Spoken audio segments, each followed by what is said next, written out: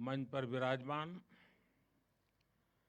राष्ट्रीय स्वयंसेवक संघ के सरकार्यवा माननीय दत्तात्रेय होसबोले जी,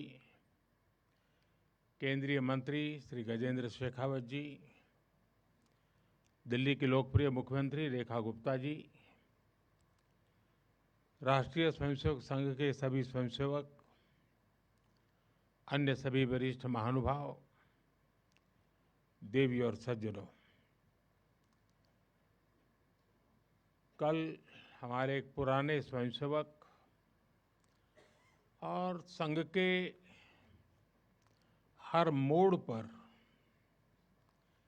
कहीं न कहीं उनका स्थान रहा है, ऐसे विजय कुमार मल्होत्रा जी को हमने खो दिया। मैं सबसे पहले उनको आदरपूर्वक श्रद्धांजलि देता हूं। साथियों, आज महानवमी है। आज देवी सिद्धिदात्री का दिन है। मैं सभी देशवासियों को नवरात्रि की बधाई देता हूं। कल विजयादशमी का महापर्व है। अन्याय पर न्याय की जीत, असत्य पर सत्य की जीत, अंधकार पर प्रकाश की जीत। विजयादशमी भारतीय संस्कृति के इस विचार और विश्वास का कालजयी उद्घोष है।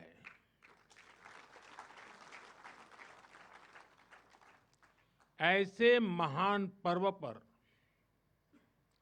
100 वर्ष पूर्व राष्ट्रीय स्वयंसेवक संघ की स्थापना, ये कोई संयोग नहीं था। ये हजारों वर्षों से चली आ रही उस परंपरा का पुनरुत्थान था, जिसमें राष्ट्र चेतना समय समय पर उस युग की चुनौतियों का सामना करने के लिए नए नए अवतारों में प्रकट होती है। इस युग में संघ उसी अनादि राष्ट्र चेतना का पुण्य अवतार है।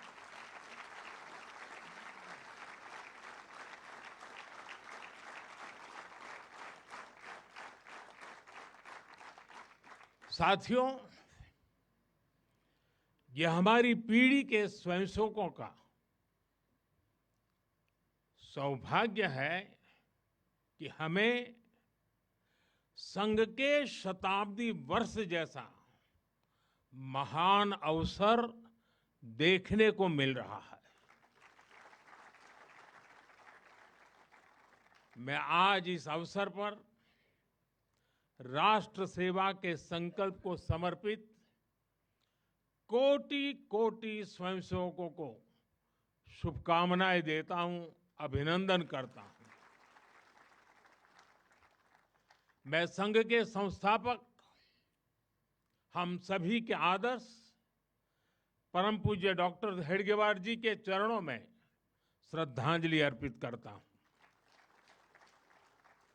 साथियों, संघ की 100 वर्ष की इस गौरवमयी यात्रा की स्मृति में आज भारत सरकार ने विशेष डाक टिकट और स्मृति सिक्के जारी किए हैं। 100 रुपये के सिक्के पर एक और राष्ट्रीय चिन्ह है और दूसरी ओर सिंह के साथ वरद मुद्रा में भारत माता की भव्य छवि और समर्पण भाव से उसे नमन करते स्वयंसेवक दिखाई देते हैं।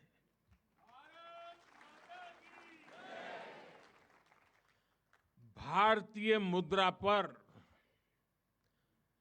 भारत माता की तस्वीर संभवतः स्वतंत्र भारत के इतिहास में पहली बार ऐसा हुआ है।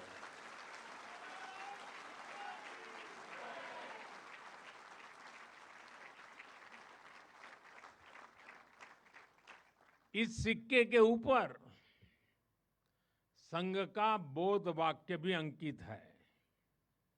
राष्ट्राय स्वाहा इदं राष्ट्राय इदं न मम। साथियों, आज जो विशेष स्मृति डाक टिकट जारी हुआ है उसकी भी अपनी एक महत्ता है। हम सभी जानते हैं 26 जनवरी को गणतंत्र दिवस की परेड की कितनी अहमियत होती है। 1963 में 1963 में आरएसएस के स्वयंसेवक भी 26 जनवरी की उस राष्ट्रीय परेड में शामिल हुए थे और उन्होंने आन बान शान से राष्ट्रभक्ति की धुन पर कदम ताल किया था। इस टिकट में उसी ऐतिहासिक क्षण की स्मृति है। साथियों, संघ के स्वयंसेवक जो अनवरत रूप से देश की सेवा में जुटे हैं, समाज को सशक्त कर रहे हैं, इसकी भी झलक एक स्मारक डाक टिकट में है। मैं इन स्मृति सिक्कों और डाक टिकट के लिए देशवासियों को बहुत बहुत बधाई देता हूं। साथियों, जिस तरह विशाल नदियों के किनारे मानव सभ्यताएं पनपती हैं, उसी तरह संघ के किनारे भी और संघ की धारा में भी सैकड़ों जीवन पुष्पित पल्वित हुए हैं। जैसे एक नदी जिन रास्तों से बहती है, उन क्षेत्रों को, वहां की भूमि को, वहां के गांवों को सुजलाम सुफलाम बनाती हुई अपने जल से समृद्ध करती है, वैसे ही संघ ने इस देश के हर क्षेत्र, समाज के हर आयाम को स्पर्श किया है। यह अविरल तप का फल है, यह राष्ट्र प्रवाह प्रबल है। साथियों, जिस तरह एक नदी कई धाराओं में खुद को प्रकट करती है, हर धारा अलग अलग क्षेत्र को पोषित करती है, संघ की यात्रा भी ऐसी ही है। संघ के अलग अलग संगठन भी जीवन के हर पक्ष से जुड़कर राष्ट्र की सेवा करते हैं। शिक्षा हो, कृषि हो, समाज कल्याण हो, आदिवासी कल्याण हो, महिला सशक्तिकरण हो, कला और विज्ञान का क्षेत्र हो, हमारा श्रमिक भाई बहन हो, समाज जीवन के ऐसे कई क्षेत्रों में संघ निरंतर कार्य कर रहा है। और इस यात्रा की भी एक विशेषता रही है। संघ की एक धारा अनेक धारा तो बनी, मल्टीप्लाई तो होती गई, लेकिन उनमें कभी विरोधाभास पैदा नहीं हुआ, डिवीजन नहीं हुआ, क्योंकि हर धारा का विविध क्षेत्र में काम करने वाले हर संगठन का उद्देश्य एक ही है, भाव एक ही है, राष्ट्र प्रथम, नेशन फर्स्ट। साथियों, अपने गठन के बाद से ही राष्ट्रीय स्वयंसेवक संघ विराट उद्देश्य लेकर चला और ये उद्देश्य रहा राष्ट्र निर्माण। इस उद्देश्य की पूर्ति के लिए संघ ने जो रास्ता चुना वो था व्यक्ति निर्माण से राष्ट्र निर्माण। और इस रास्ते पर सतत चलने के लिए जो कार्यपद्धति चुनी वो थी नित्य नियमित चलने वाली शाखा है।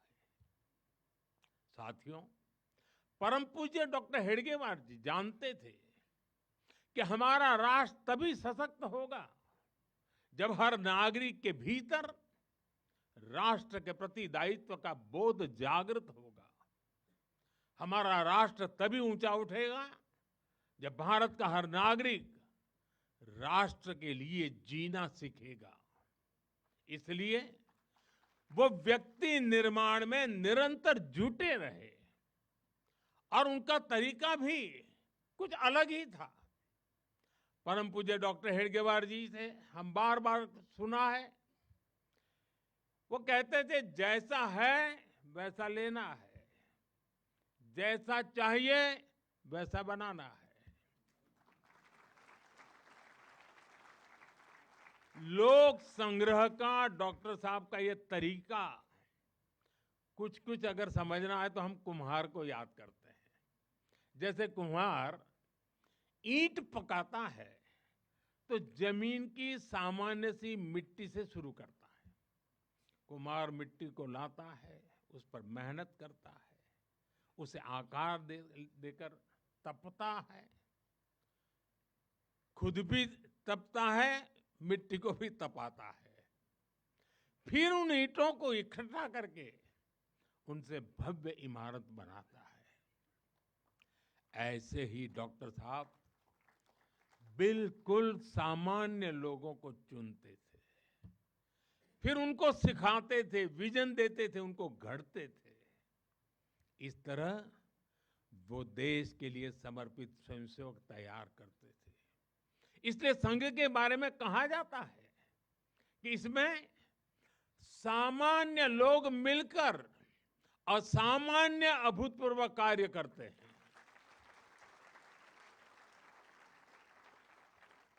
साथियों, व्यक्ति निर्माण की ये सुंदर प्रक्रिया हम आज भी संघ की शाखाओं में देखते हैं। संघ शाखा का मैदान एक ऐसी प्रेरणा भूमि है जहां से स्वयं सेवक की अहम से वयम की यात्रा शुरू होती है। संघ की शाखाएं व्यक्ति निर्माण की यज्ञ वेदी है। इन शाखाओं में व्यक्ति का शारीरिक, मानसिक और सामाजिक विकास होता है।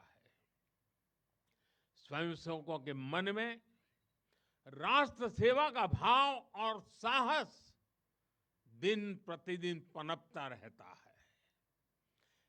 उनके लिए त्याग और समर्पण सहज हो जाता है। श्रेय के लिए प्रतिस्पर्धा की भावना समाप्त हो जाती है और उन्हें सामूहिक निर्णय और सामूहिक कार्य का संस्कार मिलता है। साथियों, राष्ट्र निर्माण का महान उद्देश्य व्यक्ति निर्माण का स्पष्ट पथ और शाखा जैसी सरल जीवंत कार्य पद्धति, यही संघ की 100 वर्षों की यात्रा का आधार बने हैं। इन्हीं स्तंभों पर खड़े होकर संघ ने लाखों स्वयंसेवकों को गढ़ा, जो विभिन्न क्षेत्रों में देश को अपना सर्वोत्तम दे रहे हैं, देश को आगे बढ़ाने के लिए निरंतर प्रयास कर रहे हैं।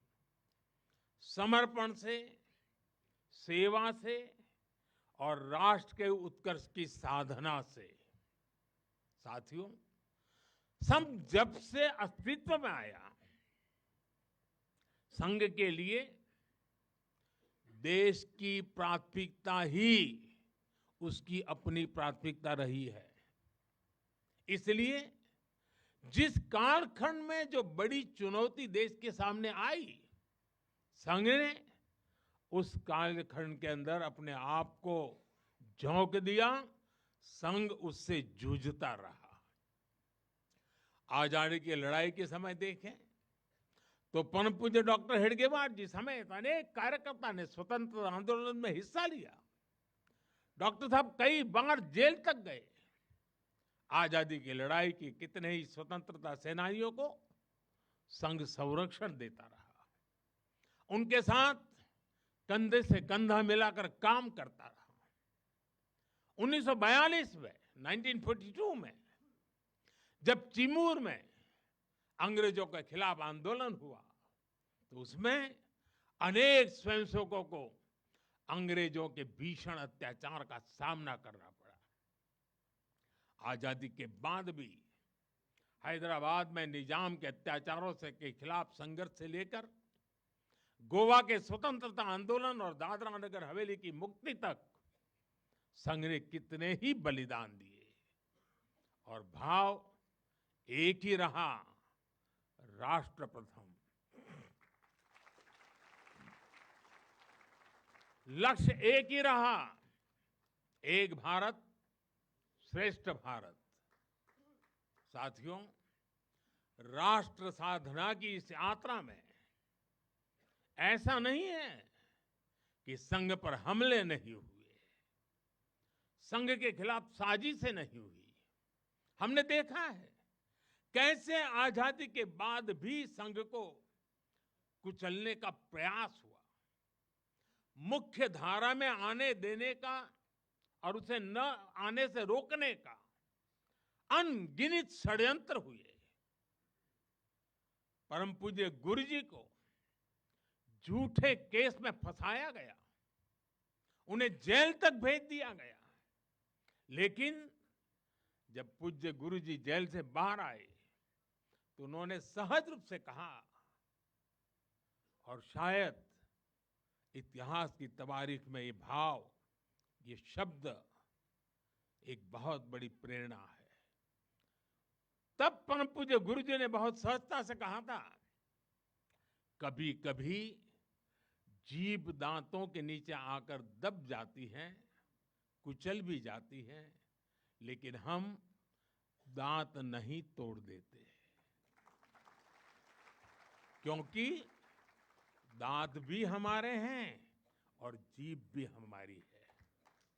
आप कल्पना कर सकते हैं, जिन्हें जेल में इतनी यातनाएं दी गई, जिन पर भांति भांति के अत्याचार हुए, उसके बाद भी परम पूज्य गुरु जी के मन में कोई रोष नहीं था, कोई दुर्भावना नहीं थी।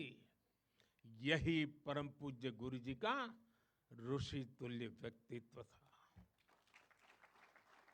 उनकी यही वैचारिक स्पष्टता संघ के प्रत्येक स्वयंसेवक के जीवन के मार्गदर्शक बनी।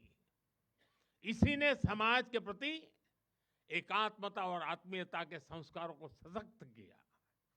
और इसलिए चाहे संघ पर प्रतिबंध लगे, चाहे षड्यंत्र हुए, झूठे मुकदमे हुए, संघ के स्वयंसेवकों ने कभी कटुता को स्थान नहीं दिया,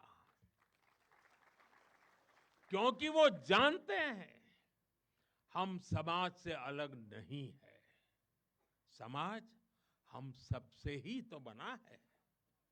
जो अच्छा है वो भी हमारा है, जो कम अच्छा है वो भी हमारा है। साथियों, और दूसरी बात, जिसने कभी कटुता को जन्म नहीं दिया, वो है प्रत्येक स्वयंसेवक का लोकतंत्र और संवैधानिक संस्थाओं में अडिग विश्वास। जब देश पर इमरजेंसी थोपी गई तो इसी एक विश्वास ने हर स्वयंसेवक को ताकत दी, उसे संघर्ष करने की क्षमता दी। इन्हीं दो मूल्यों समाज के साथ एकात्मता और संवैधानिक संस्थाओं के प्रति आस्था ने संघ के स्वयंसेवकों को हर संकट में स्थित प्रज्ञ बना के रखा, समाज के प्रति संवेदनशील बनाए रखा। इसलिए समाज के अनेक थपेड़े झेलते हुए भी संघ आज तक विराट वट वृक्ष की तरह अडिग खड़ा है। देश और समाज की सेवा में निरंतर कार्य कर रहा है।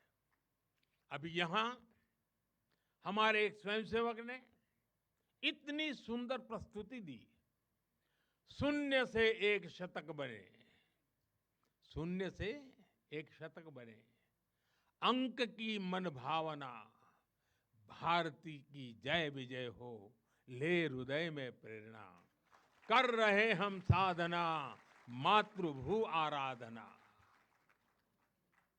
और उस गीत का संदेश था, हमने देश को ही देव माना है और हमने देह को ही दीप बना करके जलने का सीखा है। वाकई ये अद्भुत था। साथियों, प्रारंभ से संघ राष्ट्रभक्ति और सेवा का पर्याय रहा है। जब विभाजन की पीड़ा ने लाखों परिवारों को बेघर कर दिया, तब स्वयंसेवकों ने शरणार्थियों की सेवा की। संघ के स्वयंसेवक अपने सीमित संसाधनों के साथ सबसे आगे खड़े थे। यह केवल राहत नहीं था, यह राष्ट्र की आत्मा को संबल देने का कार्य था।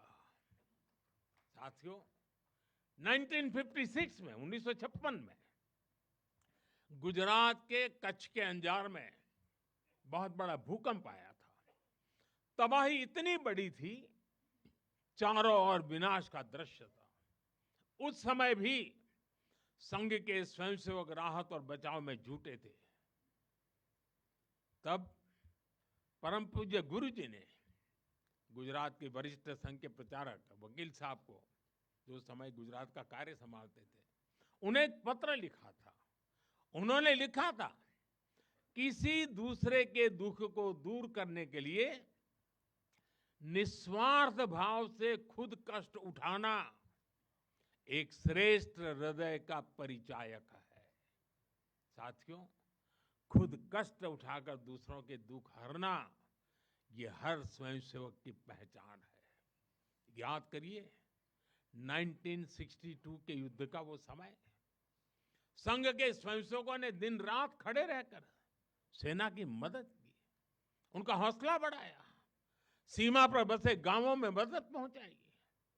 1971 में लाखों शरणार्थी पूर्वी पाकिस्तान से भारत की धरती पर आए। उनके पास न घर था न साधन। उस कठिन घड़ी में स्वयंसेवकों ने उनके लिए अन्न जुटाया, आश्रय दिया, स्वास्थ्य सेवाएं पहुंचाई, उनके आंसुओं को पोंछा, उनकी पीड़ा को साझा किया। साथियों, एक बार, और हम जानते हैं 1984 सिखों के खिलाफ जो कत्लेआम चलाया गया था, अनेक सिख परिवार संघ के स्वयंसेवकों के घरों में आकर के आश्रय ले रहे थे। यह स्वयंसेवकों का स्वभाव रहा है। साथियों, एक बार पूर्व राष्ट्रपति डॉक्टर एपीजे अब्दुल कलाम चित्रकूट गए थे। वहां उन्होंने नानाजी देशमुख जिस कार्य को कर रहे थे, उस आश्रम स्थान को देखा था, वहां के सेवा कार्य देखे, वो हैरान रह गए थे।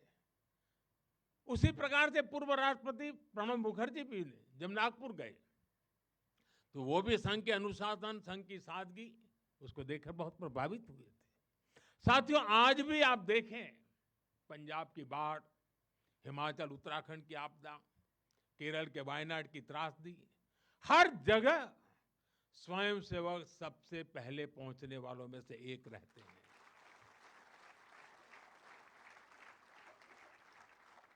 कोरोना काल में तो पूरी दुनिया ने संघ के साहस और सेवा भाव का प्रत्यक्ष प्रमाण देखा है। साथियों, अपनी 100 वर्ष की इस यात्रा में संघ का एक बड़ा काम ये रहा है, उसने समाज के अलग अलग वर्गों में आत्मबोध जगाया, स्वाभिमान जगाया। और इसके लिए संघ देश के उन क्षेत्रों में भी कार्य करता रहा है जो दुर्गम है, जहां पहुंचना सबसे कठिन है। हमारे देश में लगभग 10 करोड़ आदिवासी भाई बहन हैं, जिनके कल्याण के लिए संघ लगातार प्रयासरत है। लंबे समय तक सरकारों ने उन्हें प्राथमिकता नहीं दी, लेकिन संघ ने उनकी संस्कृति, उनके पर्व, उत्सव, उनकी भाषा और परंपराओं को सर्वोच्च प्राथमिकता दी।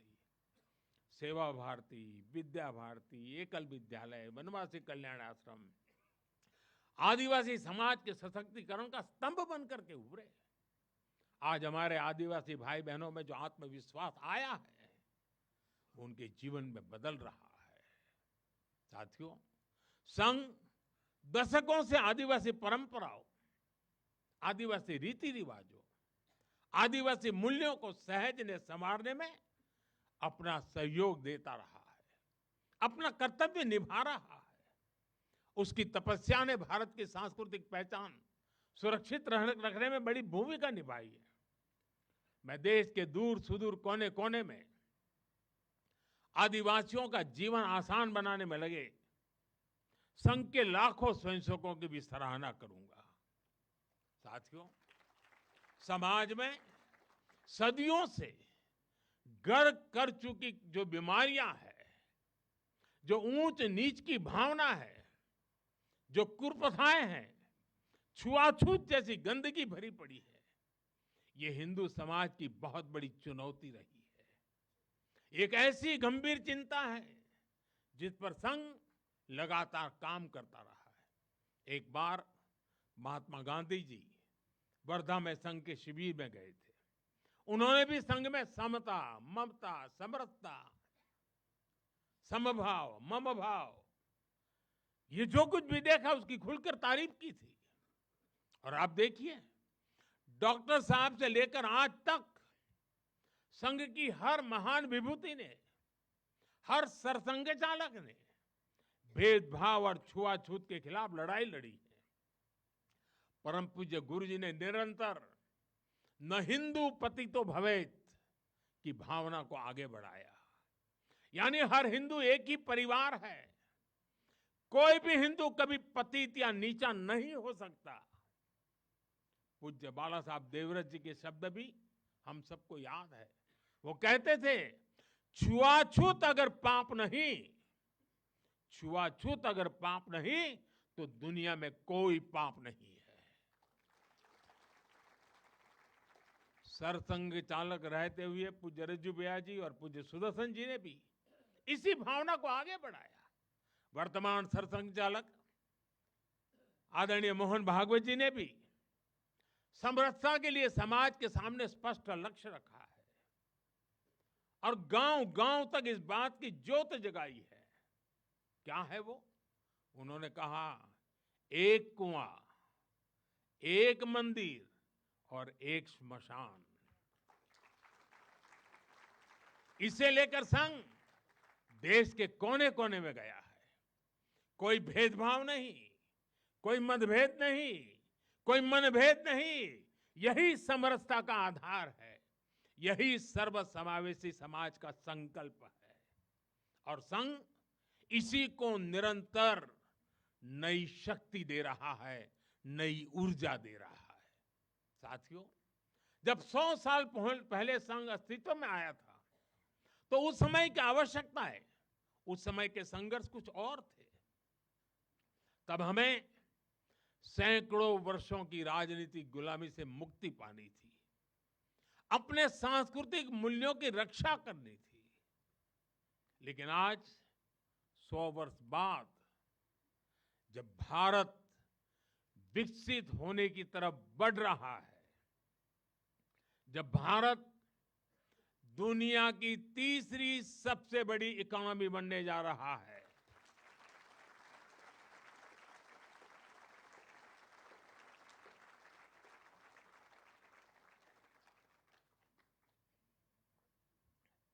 जब देश और देश का बहुत बड़ा गरीब वर्ग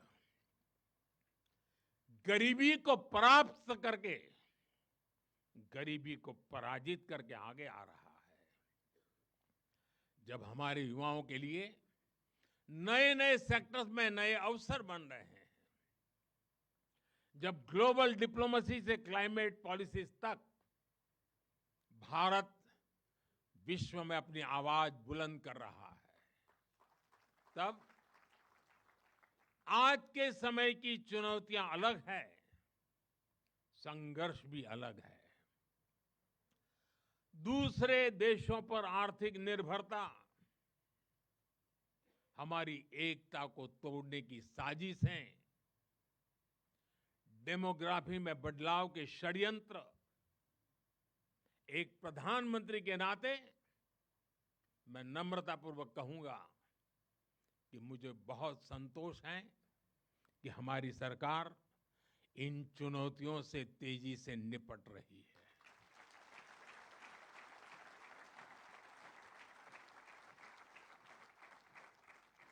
वहीं एक स्वयंसेवक के नाते मुझे ये भी खुशी है कि राष्ट्रीय स्वयंसेवक संघ ने न केवल इन चुनौतियों को पहचान की है, बल्कि इन चुनौतियों से निपटने के लिए ठोस रोड मैप भी बनाया है।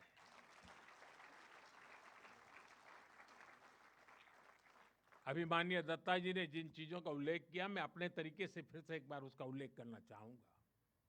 साथियों, संघ के पंच परिवर्तन, स्वबोध, सामाजिक समरसता, कुटुंब प्रबोधन, नागरिक शिष्टाचार और पर्यावरण, ये संकल्प हर स्वयंसेवक के लिए देश के समक्ष उपस्थित चुनौतियों को परास्त करने की बहुत बड़ी प्रेरणा है। साथियों, स्वबोध यानी स्वयं का बोध, स्वबोध यानी गुलामी की मानसिकता से मुक्त होकर अपनी विरासत पर गर्व करना, स्वभाषा पर गर्व करना। स्वबोध यानी स्वदेशी, आत्मनिर्भर होना।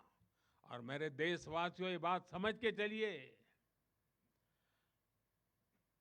आत्मनिर्भर ये विकल्प के तौर पर नहीं है, ये अनिवार्यता के रूप में है।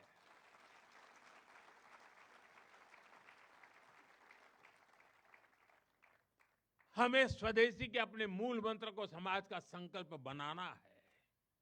हमें वोकल फॉर लोकल के अभियान को उसकी सफलता के लिए वोकल फॉर लोकल ये हमारा निरंतर एक नई ऊर्जा प्रदान करने वाला घोषवाक्य होना चाहिए, प्रयास होना चाहिए। साथियों, संघ ने सामाजिक समरसता को हमेशा अपनी प्राथमिकता बनाए रखा है। सामाजिक समरसता यानी वंचित को वरीयता देकर सामाजिक न्याय की स्थापना करना, देश की एकता को बढ़ाना। आज राष्ट्र के सामने ऐसे संकट खड़े हो रहे हैं जो हमारी एकता, हमारी संस्कृति और हमारी सुरक्षा पर सीधा प्रहार कर रहे हैं। अलगाववादी सोच, क्षेत्रवाद, कभी जाति, कभी भाषा को लेकर विवाद, कभी बाहरी शक्तियों द्वारा भड़काई गई विभाजनकारी प्रवृत्तियां, ये सब अनगिनत चुनौतियां हमारे सामने खड़ी है। भारत की आत्मा हमेशा विविधता में एकता ही रही है। अगर इस सूत्र को तोड़ा गया तो भारत की शक्ति भी कमजोर होगी, और इसलिए हमें इस सूत्र को निरंतर जीना है, उसे मजबूती देनी है। साथियों, सामाजिक समरसता को आज डेमोग्राफी में बदलाव के षड्यंत्र से, घुसपैठियों से भी बड़ी चुनौती मिल रही है। ये हमारी आंतरिक सुरक्षा और भविष्य की शांति से भी जुड़ा हुआ प्रश्न है। और इसलिए मैंने लाल किले से डेमोग्राफी मिशन की घोषणा की है। हमें इस चुनौती से सतर्क रहना है, इसका डटकर मुकाबला करना है। साथियों, कुटुंब प्रबोधन, आज समय की मांग है। जो समाज शास्त्र के सदियों से चली आई पंडितों की भाषा है, उनका कहना है, हजारों साल तक भारत के जीवन में जो प्राण शक्ति रही है, उसके अंदर एक कारण उसकी परिवार संस्था है।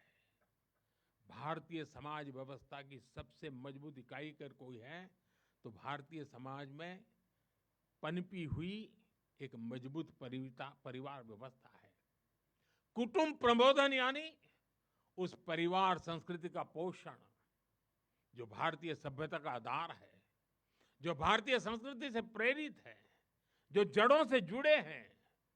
परिवार के मूल्य, बुजुर्गों का सम्मान, नारी शक्ति का आदर, नौजवानों में संस्कार, अपने परिवार के प्रति दायित्व को निभाना, उसे समझना, उस दिशा में परिवार को, समाज को जागरूक करना बहुत ही आवश्यक है। साथियों, अलग अलग कालखंड में जो भी देश आगे बढ़ा, उसमें नागरिक शिष्टाचार की बहुत बड़ी भूमिका रही है। नागरिक शिष्टाचार अर्थात कर्तव्य की भावना, नागरिक कर्तव्य का बोध हर देशवासी में हो। स्वच्छता को बढ़ावा, देश की संपत्ति का सम्मान, नियमों और कानूनों का सम्मान, हमें इसे लेकर आगे बढ़ना है। हमारे संविधान की भावना है नागरिक अपने कर्तव्यों का पालन करे। हमें संविधान की इसी भावना को निरंतर सशक्त करना है। साथियों, पर्यावरण की रक्षा वर्तमान और आने वाली पीढ़ियों के लिए बहुत जरूरी है। ये पूरी मानवता के भविष्य से जुड़ा है। हमें इकोनॉमी के साथ ही इकोलॉजी की भी चिंता करनी है। जल संरक्षण, ग्रीन एनर्जी, क्लीन एनर्जी, ये सारे अभियान इसी दिशा में है। साथियों, संघ के ये पंच परिवर्तन, ये वो साधन है जो देश का सामर्थ्य बढ़ाएंगे, जो देश को विभिन्न चुनौतियों से निपटने में मदद करेंगे, जो 2047 तक विकसित भारत के निर्माण का आधार होंगे।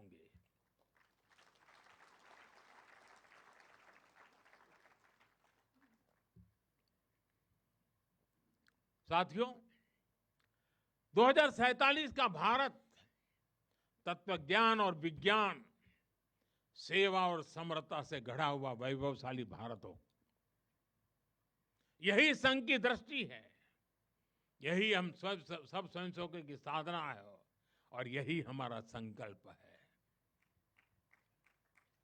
साथियों, हमें हमेशा हमेशा याद रखना है, संघ बना है राष्ट्र के प्रति अटूट आस्था से। संघ चला है राष्ट्र के प्रति अगाध सेवा के भाव से।